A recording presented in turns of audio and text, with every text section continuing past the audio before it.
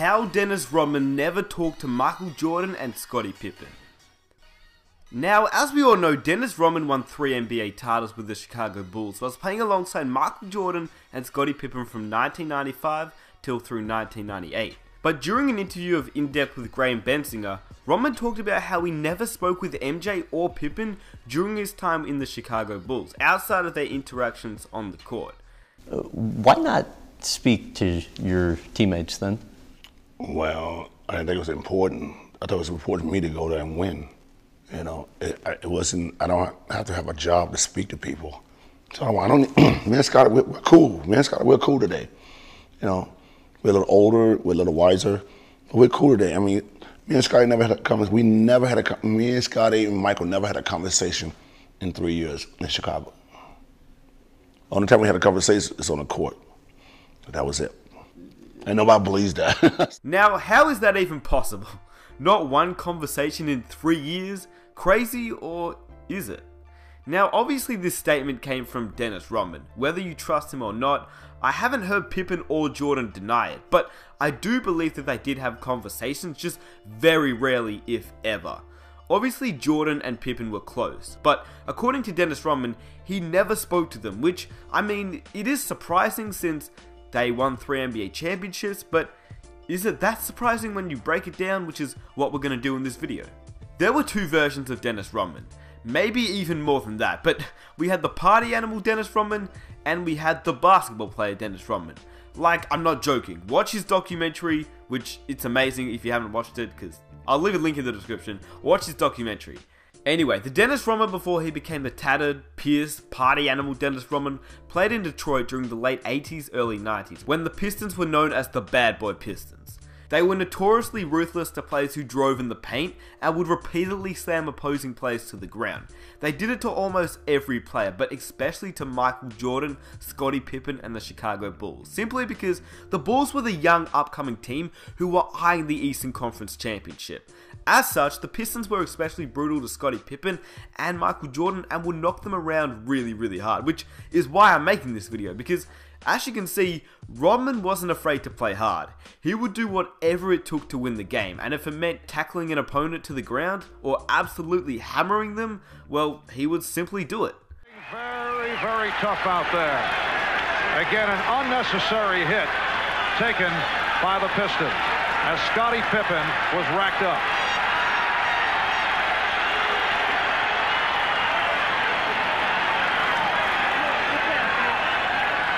Again, I think that's what Phil is talking about.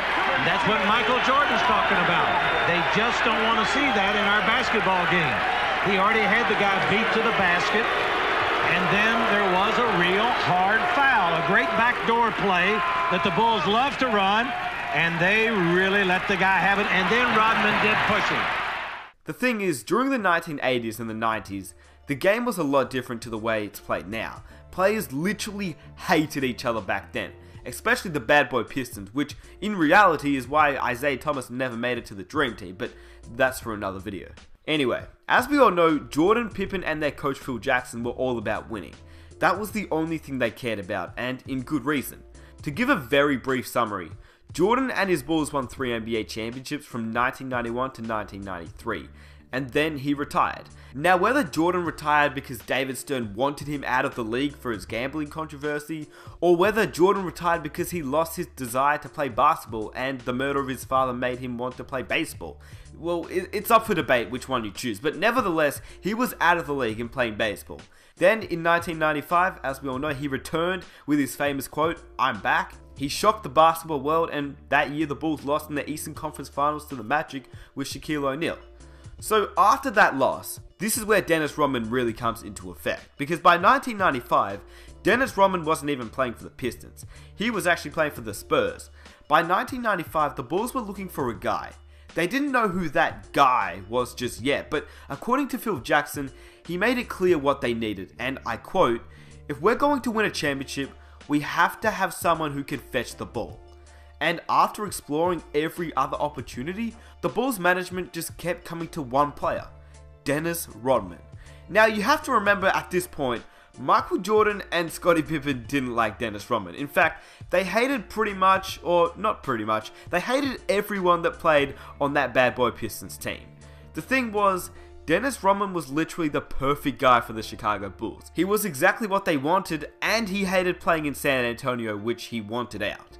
The only thing was, the Bulls management said he'd be the perfect guy, but only if our players would accept him. Now, as I mentioned before previously, you have to understand that Jordan and the Bulls were almost definitely not a fan of Dennis Rodman, but Jordan was one of those guys who simply would do anything to win. Literally anything to win. He agreed to have Dennis Rodman on board. Then it was Scottie Pippen's turn, and I'll let Dennis Rodman discuss what happened here. Only thing I said to myself, I said, wow, damn, I went to Detroit now. We used to push Scottie Pippen and Michael Jordan around, and now I'm going to play for these guys. So, and I was just wondering how these guys going to take me. I'm over to Jerry Cross's house. Phil Jackson was there, Michael was there, Scottie was there. Phil Jackson got to the point, he said, Dennis, the first thing I want you to do is go over and apologize to Scottie Pippen. I'm like, what? So I went outside and we talked for 5 minutes and stuff like that. And Scottie said, it's okay, everything is fine, man, don't worry about it. So after Dennis Rodman and Scottie Pippen talked it over, Rodman would have to discuss his contract, and in typical Dennis Rodman fashion, he discussed it like a champ. Went back inside, Phil Jackson asked me, Dennis, would you like to be a Chicago Bull? I said, I don't give a damn if I'm here or not. That was my answer, and then Phil Jackson said, congratulations, Chicago Bull. Now, Dennis Rodman did what he did. He didn't care who he played with, he didn't care who he played for, as long as he knew what he was doing on the court, and the team just left him alone off the court. And that's exactly what the Chicago Bulls did. That's exactly how Jordan and Pippen never spoke to him, because he simply didn't want to be spoken to. All he wanted to do was party and play basketball. Jordan didn't care, Pippen didn't care, and Phil Jackson didn't care. Now, the reason why they didn't care was because Dennis Rodman just did his thing on the court. Dennis Rodman, while not disrupting the offense, did what he was asked to do. Rebound on both ends of the court, play furious in your jersey defense, and take care of the dirty work, if you will. Now, Dennis Rodman, he would get 3 points, 20 rebounds, couple steals, a couple blocks.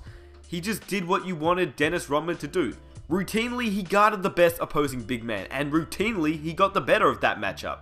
Then, after the game, he'd go out and party, and no one would ever see him until the next game, where he'd do the same thing. Get 3 points, 20 rebounds, couple steals, couple blocks, and he would do the same thing over and over and over again. The Bulls went 72-10 one season, and they won 3 championships in a row, and Rodman never spoke to anyone off the court. Something that I guess you wouldn't see nowadays, but in the 90s, it was a lot different, to be honest with you, and we're talking about Dennis Rodman. He was crazy in a brilliant way. Lastly, I'm going to end it with a quote from Steve Kerr. For 3 years, our team really dealt with it well, Kerr said. Michael had this sort of quiet respect for Dennis. They rarely communicated, but Michael respected Dennis for the way he competed and rebounded. He knew how important he was to the team and left Dennis to do his own. Michael Jordan and Scottie Pippen were ready to do whatever it took to win. They hated Dennis Rodman, absolutely hated Dennis Rodman before he came to Chicago, and fair enough. But once he was in Chicago, playing for them, it was all respect. And it didn't matter if they spoke. It didn't matter if they liked each other. It was all about winning. So it's not hard to see how they didn't talk when you break it down, because when you actually think about it, Jordan knew that without Dennis Rodman, he would not have 6 rings. I can almost guarantee you that. Just think about it. The amount of times that Dennis Rodman would get into Karl Malone's head in the NBA Finals, the amount of time Dennis would sacrifice his body to win a game is something that, well, you don't see very often, if at all. And, I mean, when you think about it, the Utah Jazz and the Chicago Bulls, they had some very, very close matchups. Jordan would hit a clutch shot, but without Rodman on that team, you wouldn't have a close matchup, because Rodman was really that guy you wanted on your team. He would do the dirty work, and he was the best fit that the Chicago Bulls could have ever had. I personally wish that we could see more of this. You don't have to like each other off the court, but once you're on the court, you best believe that the other player has your back, just like Rodman did for Pippen and Jordan, and vice versa. They didn't have to talk off the court because they weren't friends, but on the court it was different. They would die for each other. They were teammates, and in Rodman's own words, they were the best teammates ever. They let him party as long as he played the way that they needed him to. And I hope you guys enjoyed the video.